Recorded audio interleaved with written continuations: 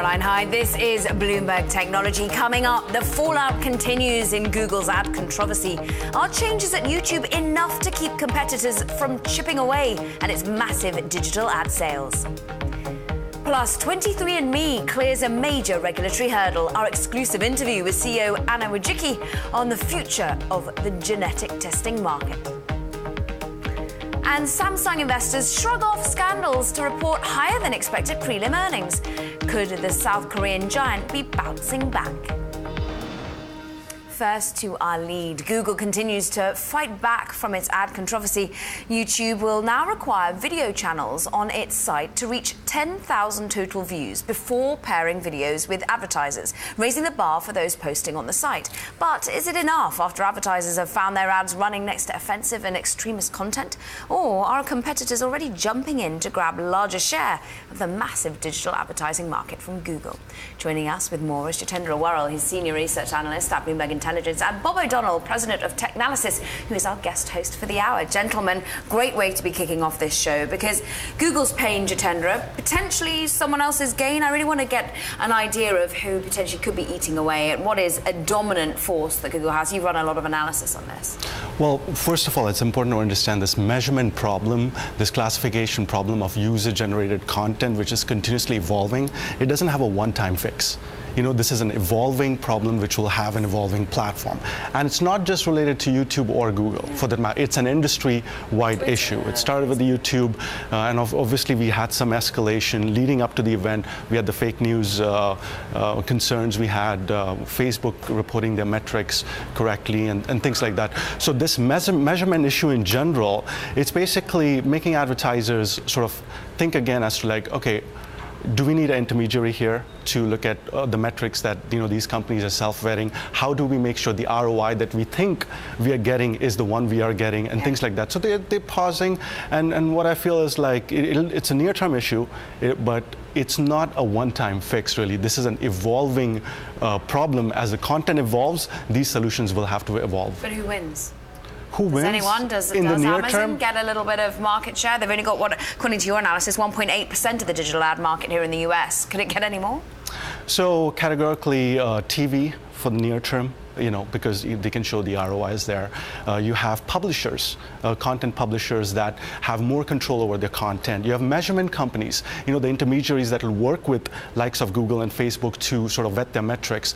And of course you have Amazon and retail and the other folks who are, very slowly sort of growing the ad business, And in fact, if you look at projections for Amazon this year, it's going to be $1.8 billion business for them.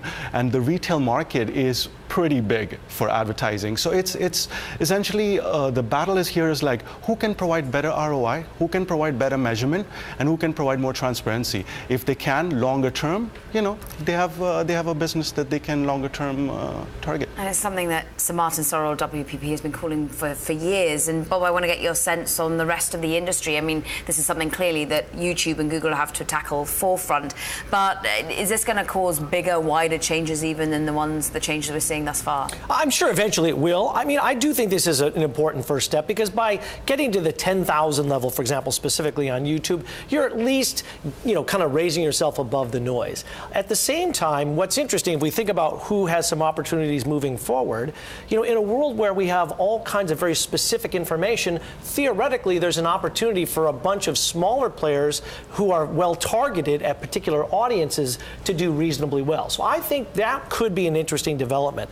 But the click issue, let's be honest, that's been around for arguably decades, since the web began, of how do you really count clicks? It almost kind of falls back to that same old problem. Right. Here we are again trying to debate that. And I do think intermediaries do play a role, and I think there's going to have to become, at least, if it's not going to be standardization, a couple of well-known standards. As we've had Nielsen with TV, we'll see some of these other kinds of developments on the web that we can say are, okay, that's a reasonable metric of volume. But there's going to have to be a lot of work done. Luckily, AI can hopefully be used to be smarter about what things can be served, even if the numbers are above where theoretically they should be. So machine learning could race to the rescue to a certain extent. Jitendra, as you said, this is such a broad problem that this is just one element of really this fight back against YouTube and the changes they're making. We've heard of the fake news element, the pressure across the board. Fact-checking is also something that Google's just announced today, saying for Google Search, Google News, that they're going to be able to hopefully fact-check and ensure that some of the rogue answers don't come up anymore. Are we really going to see a clean-up of some of these darker corners of the web? Well, we are seeing a lot of movement, and like I said, this movement is evolutionary. It's not going to be revolutionary. But what's interesting is, to your point, Bob, this is a blessing in disguise for digital video advertising, because video advertising has not moved away from TV as quickly as anticipated as compared to some other platforms. And one of the bigger problems was this: brand safety, measurement, classification, things like that. If they come up with a standard solution with machine learning, with Media Rating Council audits, or whatever intermediaries they involve, if there's a standard set, then the code is cracked on video advertising. Once the code is cracked, then you enter hypergrowth longer term. So this is a blessing in disguise if you think about it longer term for digital video in general. But near term, these steps will continue to evolve, I think. And, Carolyn, to your question on the fact-checking, I think it's going to be important. It looks like in the descriptions that I read of what they're doing, it's still possible that somebody could game the system. They could claim to be a fact-checking site, and then whether or not they were really a valid fact-checking site is yet another question. So these things get pushed, further and further out in terms of who you can trust. But fundamentally, I think it's a good step forward to try and see, okay, how can we evolve this?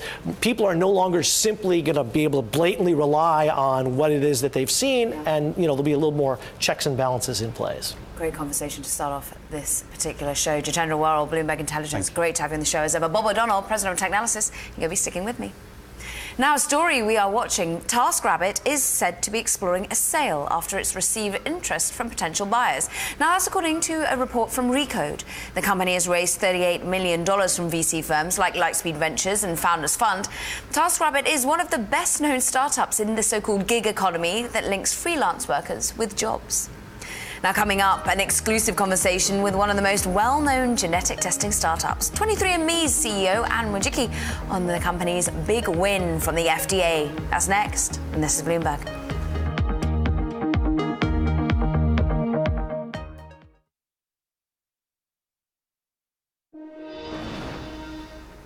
Now, the Federal Communications Commission Chief Ajit Pai may present a proposal to gut Obama-era net neutrality rules as soon as this month. This, according to a person familiar with the issue. Now, Pai has said he wants to maintain the basic principles of net neutrality laws, which legally prevent internet providers from blocking or prioritizing certain content within their networks for financial gain. Pai previously voted against the 2015 net neutrality order, saying that the laws were, quote, trying to solve a problem that didn't exist. Meanwhile, the DNA testing company 23andMe has cleared a major hurdle with the US regulators. The Food and Drug Administration has given the company the green light to sell genetic testing kits directly to consumers. It's the first and only company in the US to be cleared to provide such reports without prescription.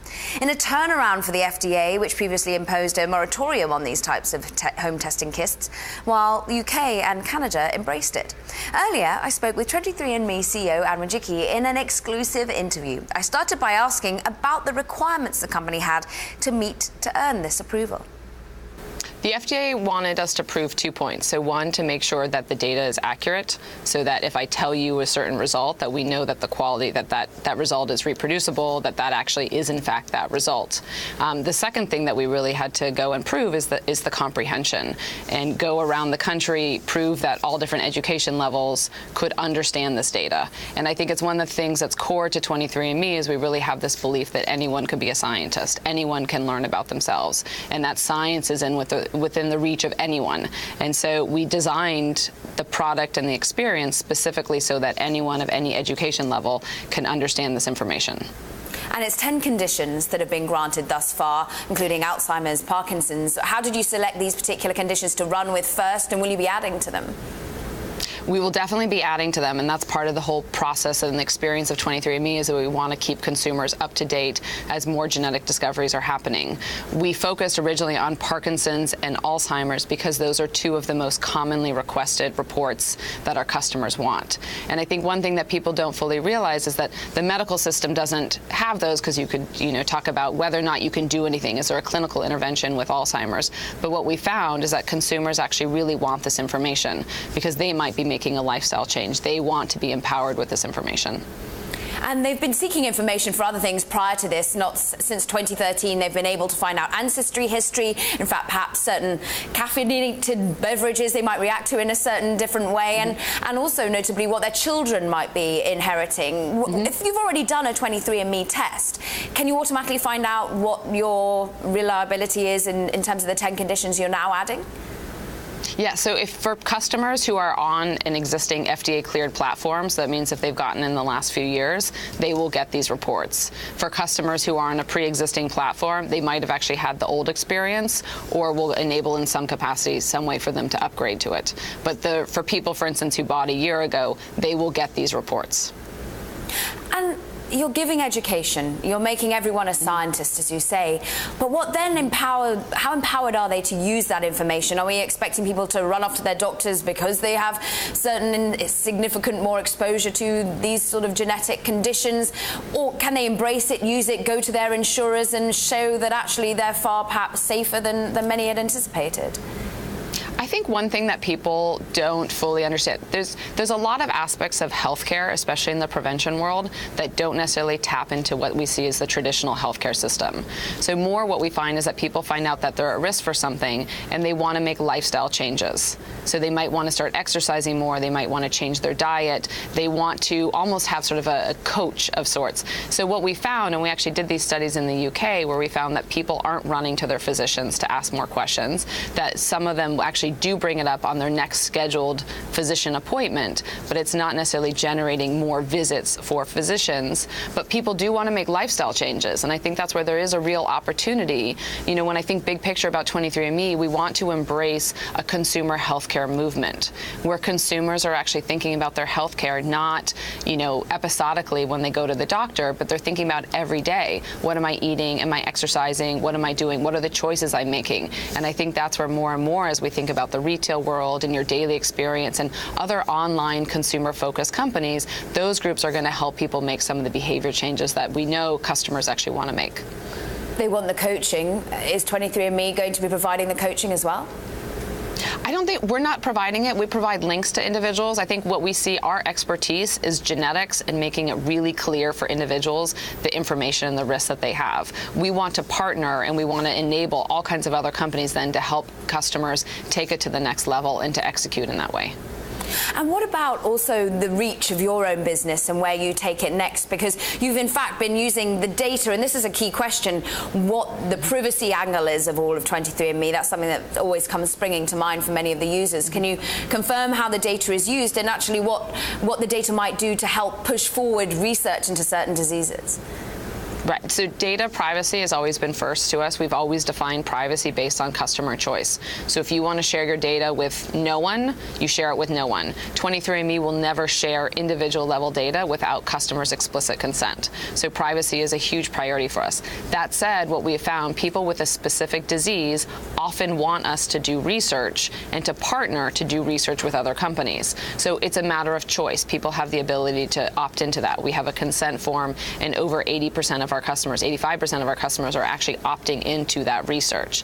And we want to, you know, the mission of the company is help people access, understand, and benefit from the human genome. And the way we're all going to benefit is with a big data set of genetic information and information about those customers. And so we have over 2 million individuals today. We have probably the largest genetic phenotypic database in the world where we can make discoveries. And I think anyone who's ever been to the doctor has suffered from the experience of not necessarily knowing what is the best path forward. So if you have a disease, we may or may not know exactly what you should do. And that's one of the things that 23andMe is hoping to solve, is with all this information, help individuals really have personalized healthcare and personalized treatments. That was 23andMe CEO Anne Wojcicki. Coming up, Samsung investors shrug off scandals over safety and corruption claims to report higher than expected preliminary earnings. We'll bring you the details next. And a feature we'd like to bring to your attention is our interactive TV function. You can find it at TV Go on the Bloomberg. You'll not only be able to watch us live, but also see previous interviews and dive into any of the securities or Bloomberg functions we talk about. And you can become part of the conversation by sending us instant messages during our shows. This is for Bloomberg subscribers only, though, I'm afraid. Check it out at TV Go. This is Bloomberg.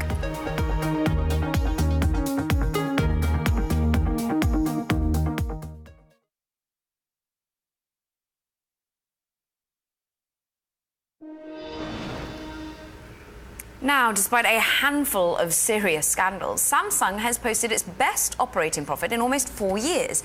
Now, that's thanks to strong sales of memory chips and display screens. Samsung is still trying to bounce back from last year's Galaxy Note 7 crisis and is counting on its new flagship S8 model to restore its reputation after the exploding battery debacle. Meantime, the company's de facto leader, JY Lee, made his first appearance in court Friday in a massive corruption trial. Joining us now from Washington is Troy Stangerone. He's Korea Economic Institute Senior Director. Also with us, guest host of the hour, Bob O'Donnell, President of Technalysis Research. And Troy, to bring you in, first of all, I mean, these numbers, they've surprised me. If you really were an alien looking at these numbers for the first time, you would not have anticipated perhaps the best quarterly profit in more than 3 years. What is really driving the resilience from your point of view? And are you surprised just how much they've weathered the storm? Well, I think this is being driven largely by the chip business. What we're expecting to see is that profits on the smartphones are going to be down maybe as much as 50%. But if you look at the DRAM specifically, there's been a significant boost both in demand for DRAM and in the price of DRAM, and I think Samsung is really positioned well to take advantage of that. And Bob O'Donnell, I need to get your point of view here, because what blows my mind is when you go on to the Bloomberg terminal, you type in, say, something like analyst recommendations, you can see that 41 are buys, there's only one sell on this, and the price target remains resolutely higher than the current share price. From your point of view, can they sustain this sort of bullishness? Well, I think they can for a while. I mean, it is important to remember that Samsung is made up of a lot of different pieces, and the component piece that provides the displays, the DRAM, and the other and SSDs and other kinds of components is very robust and built not just by what Samsung does, but by what Apple does and what all their other competitors do, because they sell parts to all those players. Frenemies. Exactly. Now, on top of that, the S8, I was at their launch event in New York, and it is an impressive new device, and I think it's going to do quite well. And barring any other major disasters, which I think they've pretty well protected themselves against with all the testing they're doing, I think it'll do quite well. And so that's going to give them some more momentum yet again. And they continue to branch out. We see this Smart Hub device that they offered at that event as well, so moving more into the smart home space. I mean, they're building themselves a very strong, interesting platform play, even though they don't have an OS. Well, they have Tizen, but let's be honest, that doesn't really count. Not quite as good as Android. Yeah, exactly. But there's building these platforms and services out with Samsung Pay. They have an identity service. They have these other things that they're slowly but surely starting to build up that I think is going to make them a competitive threat long term. I mean, already, was #1 mobile player in the world. See whether they steal that back. I just want to bring to you, Troy, and envision for you the reliance. I know you know it, but I want to show our viewers on our Bloomberg on my screen. I've currently just got how important Samsung is to South Korea. In terms of the economy, 19% of total South Korean market cap is this one standalone juggernaut that is Samsung.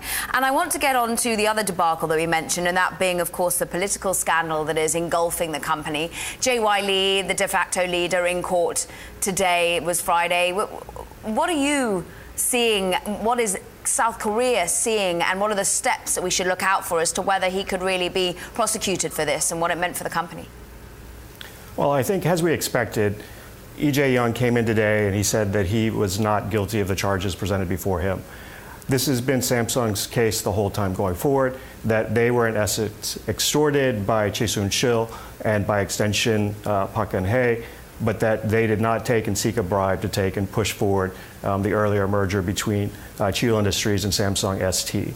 But going forward, I think there's essentially three things we need to look at. This is taking place in a very sort of unique political environment. One factor, I think, going forward is going to be the trial of Chae-Soon-sil, which has already started. If she perhaps is found not guilty, that would have significant impact potentially on E.J. Young's case. If she's convicted, it could have repercussions for his case, but it might not, depending on what she's convicted for. Remind us why she's important, quickly. She is the one who is essentially the go-between, it's claimed, between President Park Geun-hye, Samsung, and the other chaebols. So she is the one who took and did essentially the requests for the bribes, if you will, if this is proven. And so I think beyond her, we also need to look, President Park Geun-hye may get charged here in the near future. What those charges are may also give indications. But I think we also need to look at the ongoing presidential race. The whole question of pardons has come up in the election, and depending on who wins, it might have an impact on E.J. Young's future, depending on if he is convicted.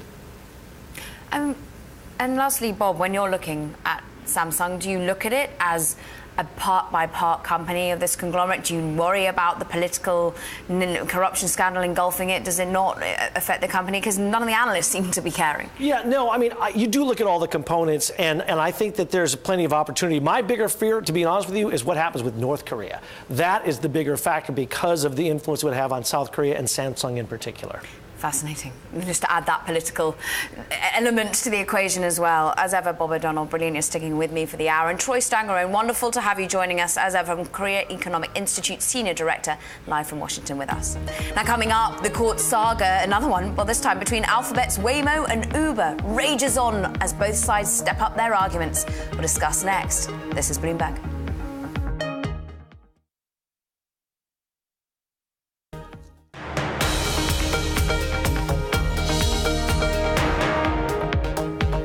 This is Bloomberg Technology. I'm Caroline Hyde. Now, the H-1B visa application program officially opened this week with new measures from the US government to make the highly competitive program even tougher for applicants. Earlier, we spoke to Bloomberg Technology's Eric Newcomer and Tom Giles about the impact of these changes on giants like Google, along with other headline-grabbing over the times of this week. Have a listen. This set of rules that started trickling out on Friday afternoon is really aimed at the lower end, the outsources of the world. They bring in these Indian-based firms, bring in workers, and then they send them back overseas. Google stands to benefit. This is why we saw a slight share drop in the likes of Tata Consultancy, the likes of Infosys, those based in India. Eric, what about the startup community as well, though? Because how much do they depend upon H-1B visas to bring in the right sort of tech talent they need from, number one, India, but China, UK, France even use these visas to be able to bring people based from those countries into the US? Right. I mean, certainly there's a culture of lots of immigrant founders here. Many of the top tech companies today were founded by immigrants, and they hire a lot of people from outside the United States. So it's certainly an important program to them. I just think, a lot of people saw this sort of coming. It doesn't have quite the same moral force. People understand it a little bit more, even if they depend on the workers. And so I think we just haven't seen the same backlash as sort of the immigration bans. Many feel this needs to be tweaked, maybe some hoops to jump. Tom, I'm going to move on to the next interesting story that hit us on Monday, and it was perhaps a leak of what Verizon was going to be naming AOL and the combination of the internet assets of Yahoo. It came out on Monday, and it was had a rather painful experience on Twitter. It's going to be called Oath. Not the first thing that springs to mind, of course, that you might name a company that has experienced particular amount of, the fact hacking experienced by Yahoo. I want to first of all bring in Tim Armstrong, because we did actually speak to the CEO of AOL, and he tried to see the brighter side. Have a listen. It actually clears the lane for us to really promote Yahoo and AOL and TechCrunch and Huffington Post and MoviePhone. So it's really a values-based brand. It's long-term. Some of the reaction you see to the brand, I think, is very short-term thinking, and we're a long-term company. Tom, he said, actually, in fact, Tim Armstrong in that interview said $50 million worth of marketing was able to be garnered by this particular leak, but still, there was a little bit of chuckling. They took a lot of heat on the Twitters over this one. My favorite was oof, right? By TechCrunch, no less, which they own. Which they own, right? They've got integrity. Here's my thinking on it. It's not a bad name. I don't see the problem with it. It's an umbrella name for them organizationally, sell ads for all of these different properties. As far as we can tell so far, the property names, the individual brands, don't go away. These are companies that have a lot of brand recognition. TechCrunch, Yahoo, even though it might be a slightly aging population, there are still 1 billion people who use this, who come to the Yahoo sites. Who had their data massively breached. Exactly. Although the question is how many people have left Yahoo as a result of that. People are still tied to their email providers. So my question is, does this really hurt them? Oath, I don't see it as a bad thing. I think if Tronc is our benchmark, Oath is pretty okay. I think it's palatable. I also think, if this were a hipper company, they'd probably get more credit for it. I mean, that's just sort of the fact. It's sort of an old guard company, so Oath, Poor Tim Armstrong. They get a hard, they get a hard time. You could have done a lot worse. Mondelez, come on. Verizon itself is a made-up name. Remember, back 15 years ago, right? Bell Atlantic GTE. It's not its own name. It's not a real thing. It's made up. And they've done very well with that brand. The joy of rebranding. It's always a tricky path for many a company. Talking of tricky paths for many a company, let us dig into, once again, another bit of an Uber scandal. Eric, it is your company. You are all over it. Yeah. And it's the Waymo, which is the self-driving car unit of Alphabet, of Google. Right. So Uber finally filed their response, sort of defended themselves a little. They're basically arguing, we're not using Waymo's technology. So whatever happened with those 14,000 files, that's not what our LiDAR, the little lasers we use to understand where everything is in the world when we're driving around, we're not using Waymo's technology, so we're fine.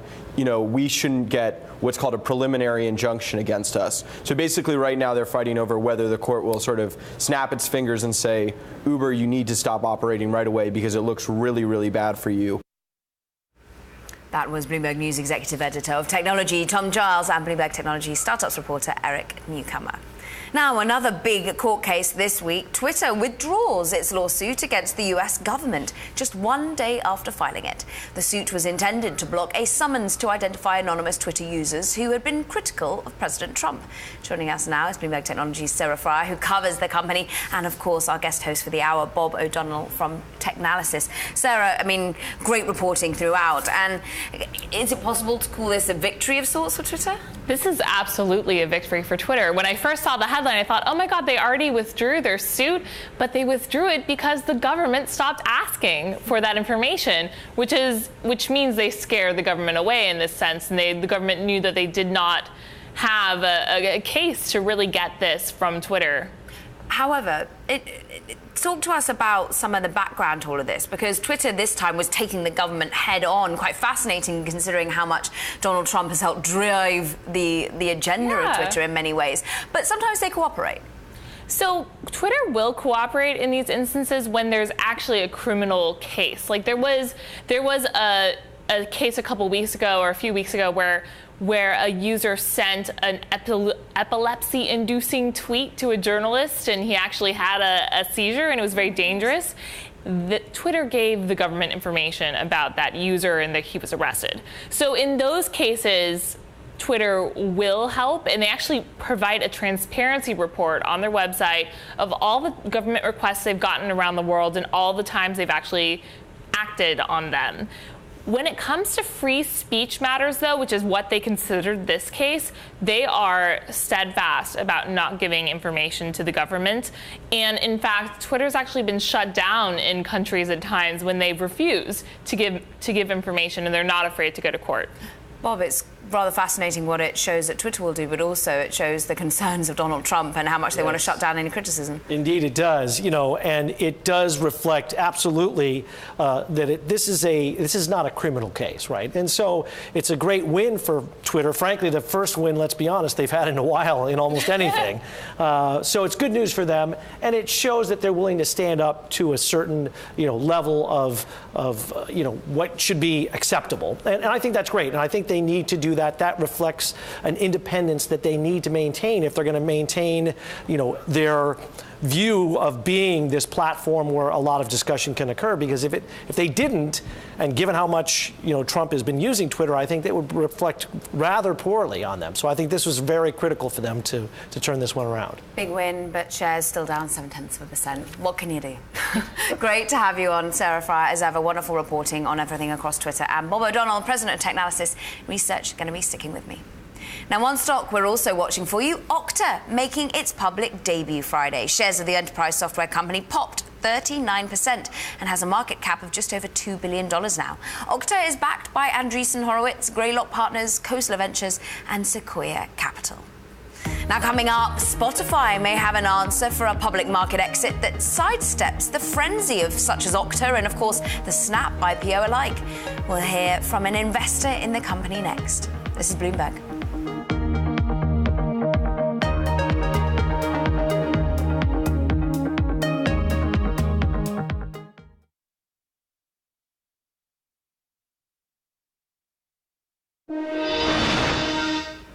Now, on the latest tech funding board, the struggling music streaming company Pandora has asked the major record labels for money or better deal terms to help reverse its losses. This, according to people familiar with the matter, who say that the music labels are unlikely to heed these requests.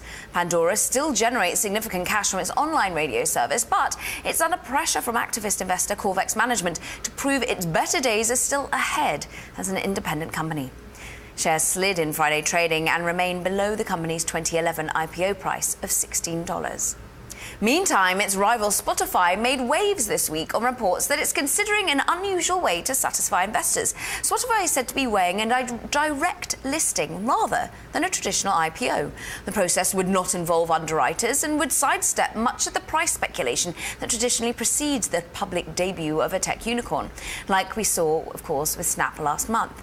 Joining us now to discuss is one of Spotify's backers, Nimei Mehta, partner at Lead Edge Capital. Also still with us is our guest host, Bob O'Donnell of Technalysis Research. We'll be asking a few questions of you, Nimei. But first of all, direct market listings, circumventing IPO, they don't need to raise any more cash in so doing, but would this be a positive step? Hi, Caroline. Hi, Bob. Good to be with you. Our view on the direct listing is actually quite positive. We think it signals confidence by management. You know, first and foremost, it reflects this idea that the business is financially sound. They have enough cash on their balance sheet to fund their growth and support the business, and they don't need to go and raise billions of dollars in an IPO to be sustainable and successful. So that's the first thing. And the second thing, it does challenge this notion that a business needs to go through the traditional IPO roadshow and process in order to market the story. But our view is that great companies, great businesses don't need the IPO roadshow necessarily to have a following from the investment community. We very much believe in management's capacity to do the right thing for the business, the right thing for shareholders, and are not convinced that the IPO roadshow is the de facto route for companies to go public. There, of course, has been debt taken on by Spotify, and it confuses me as to perhaps why they wouldn't want to take on more money just to pay down that debt. And indeed, the onerous well, they're not onerous, but the terms of the debt in some ways are pushing them to go for an IPO or indeed a direct sales share listing sooner rather than later. Are you applying as an investor? Would you like to see this come in 2017 rather than delayed to 2018? Look, we'd love for the business to go public. Obviously, management needs to determine the right time for an offering. Our view is that the trigger for the IPO is not the debt piece. The terms, I think, are not driving the decision to go public, but rather, the appropriate market conditions and the appropriate timing for the company. Just this past week, they did solidify their negotiations with Universal. We feel like that was a huge milestone in the company's path to going public, and so those are the big milestone drivers for the business, rather than, a financial instrument that we believe the company can more than support. So Nimei, my question is, does this reflect a changing atmosphere around tech IPOs in general, right? You could argue that with what we saw with Snap and now with Spotify here, is there this sense that tech companies are trying to take more control to themselves away from Wall Street? And so what does that mean for Wall Street, and what does that mean for investors? Look, it's no surprise to us, as innovative as Spotify is, they're taking an innovative approach here as they think about this IPO and contemplate a potential direct listing. Our view is that historically, IPO roadshows led by the investment banking community, stocks can be underpriced. And in the Snapchat example, the stock went up 40% the day after it was listed. So in this case, we let the market determine what the price of the stock should be. And sure, it may come at the expense of some investment banking fees, but it's better for all shareholders, it's better for the company, and it could be, we believe that it's a viable route for companies in general. Our view is if Spotify can successfully execute a transaction like this, they can generate investor following on the equity research side and have liquidity in their stock. This could become a template for companies in the future to go public and do a direct listing versus go through the traditional IPO route. I'm thinking of another very well-capitalized company that you invest in and that is also reticent to go for an IPO anytime soon, and that might be Uber. Would they follow a similar route, do you think? Would you want to see them starting to go public sooner rather than later if this was an option? Our view is that, our view on Uber specifically is that, look, the company is doing tremendously well as a private business. They have a lot of flexibility as a private company to execute and strategize the way they would like to. We're no strangers to being patient about waiting for an IPO. At LeadEdge, our largest investment historically was in a company called the Alibaba Group. And Alibaba took 15 years to go public. And it was very much worth the wait. In the case of Uber specifically, the competitive landscape, the regulatory environment, there are a lot of things in flux. The business is only 8 years old and still very early in its broader development as a company. And so we're behind management, in this being the right time to stay private as a company. And at some point in the future, an IPO is likely in the cards for a company of this scale, this size. It doesn't seem like there are any other paths for liquidity for shareholders. But our sense is that it's not going to happen anytime soon, and we're very supportive of that. Just worth the wait, LeadEdge Capital partner Nimei Mehta. It's been wonderful having you joining us on the show. Thank you very much indeed for your time, live from New York. And of course, my great thanks to, as ever, our guest host of the hour, Bob O'Donnell, President of Technalysis Research. Great to have you with us, as ever. Hope to see you soon. Now coming up, Amazon disrupted e-commerce for the consumer, but now it's targeting business and enterprise customers. What can industrial suppliers do to stay ahead of the Goliath that's next? And this is Bloomberg.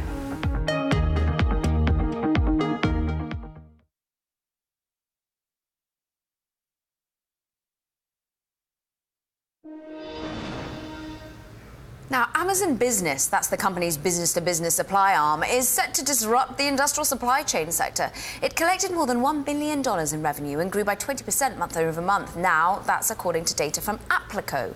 So how exactly is Amazon taking aim on this highly fragmented market? And is this a new area of disruption, really? Joining us from New York is Alex Moazed, CEO of Applico. Wonderful to have you with us, Alex. And perhaps not a new threat. Perhaps this is something that's been going on potentially by being threatened by Amazon for some 20 years. Where would Amazon, though, really want to make inroads in the B2B space? Which sectors in particular?